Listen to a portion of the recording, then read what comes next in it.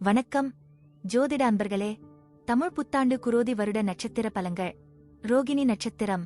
இந்த ஆண்டு புதிய முயற்சிகள் எதிர்பார்த்தபடி நடக்கும். கவலை வேண்டாம், கற்றறிந்த மேலோர் கௌரவிக்கப்படுவர்.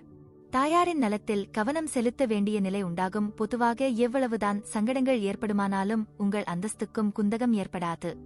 எந்த சங்கடங்களையும் சமாளிக்கும் ஆற்றலுக்கும் பஞ்சமிராது. பணக்கஷ்டம் உருவாக இடமில்லை. ஆனால் சிலர் விஷயத்தில் மனக்கஷ்டம் உருவாக இடமுண்டு. எனவே கவனமுடன் பேசுவது அவசியம்.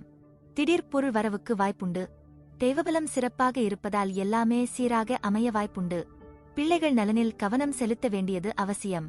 இந்த ஆண்டு பல கஷ்டங்களும் உண்டாகும். ஆனால் இந்த கஷ்டங்களை குரு அருளால் நீங்கள் இலகுவாக சமாளிக்கவும் இயலும்.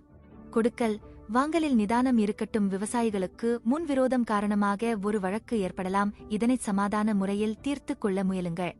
வியாபாரிகளுக்கு அளவான லாபம் உண்டு. பொறியியல், விஞ்ஞானம், கணிதம் போன்ற துறைகளில் உள்ளோருக்கு உற்சாகம் தரக்கூடிய நேரமாக இருக்கும். கலைத்துறையில் சாதகமான போக்கு காணப்படும்.